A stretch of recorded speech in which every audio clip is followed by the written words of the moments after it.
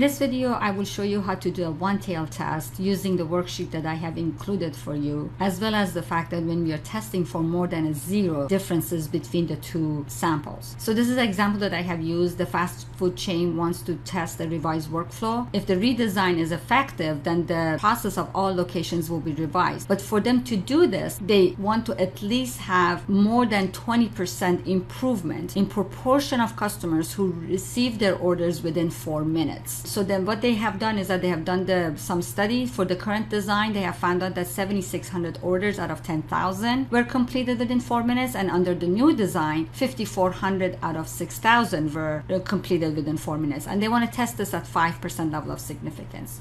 So here I'm going to say P1 represents proportion of customers who under the new design will get their orders within 4 minutes, and P2 is proportion of customers who under the current design will receive their orders within 4 minutes. Therefore, what we are saying is that as a null hypothesis, we're going to assume that the differences between these two is not going to be as much as we want, the 20%. And we're going to test that, and the alternate would be P1 minus P2 is greater than 20%. This is the one that would say, yes, the new design is better if we end up rejecting the null hypothesis. So now let's see how we would do this using the worksheet. So let's go there. So as you can see, everything here shows some error function. That's because I don't have any numbers. So as soon as you put numbers, the output part of this worksheet will get populated. So our first sample, 5,400 out of 6,000. These were the people under the new design that received their orders within 4 minutes.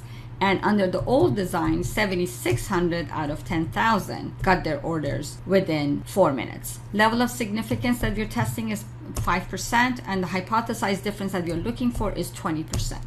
So you can see that all of this got populated. So let me now just scroll down and focus there. First of all, we want to focus on the part of the output that relates to us. As you can see, I have two types of one tail that I have put. One is that we are looking at the differences between proportion being greater than or equal to 0. Well, this is just a label. It's not as sophisticated. So you can think about the 0 being here, in this case, 20%. What you need to focus on, whether or not you have greater than or equal to sign in your null hypothesis or less than or equal to sign in your null hypothesis. So if I go back to sheet 1, you will see that we have less than or equal to sign. So we are going to focus on this part of our table. This is the part that will pertain to us. Focusing on this, we will see that the p-value is 1, which is greater than 0.05, which means do not reject. And do not reject means that we fail to show that there are at least 20% improvement under the new design compared to the old design in proportion of customers who will receive their orders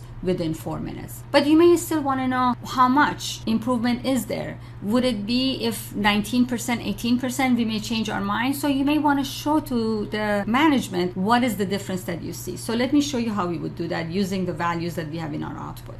To find the confidence interval, we will use the equation that you see here. The first term is the difference between the proportion between two samples, and that's simply right here.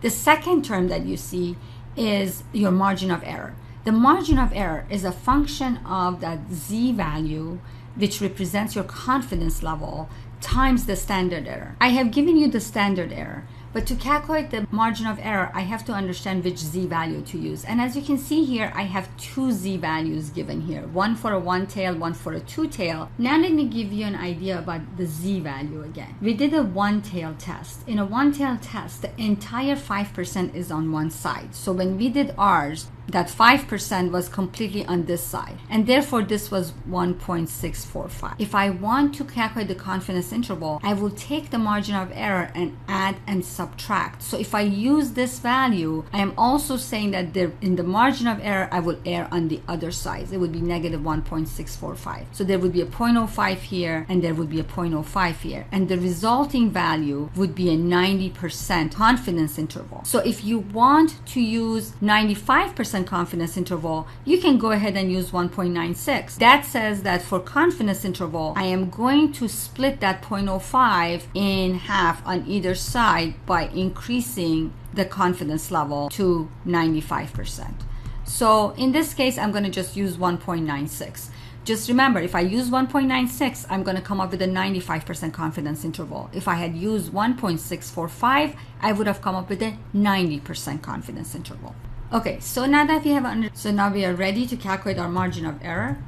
And that is simply the 1.96, because I've decided I'm doing 95% confidence interval multiplied by the standard error. And once I have that, I can come up with my 95% confidence level, and I will calculate the lower bound here and upper bound here. Lower bound is simply the differences between the two that I have seen in my samples, and that is right here, 14% minus the margin of error, and the difference plus margin of error. So what we can see is that we think that there is a 12.87% to 15.13% possibility, higher proportion of customers who will get their orders within 4 minutes in the new design as compared to the current design. Now, any value here is plausible, so we cannot just focus on 15%, but this is now an extra piece of information that the management has in case they want to revise their decision and whether or not they want to implement the current design or not. What we have shown is that we cannot show that 20% improvement that they had put as a threshold, but we can say that yes, the new design is better than the old design, but the improvement that they will see is somewhere between 12.87% to 15.13% more people getting their food within 4 minutes.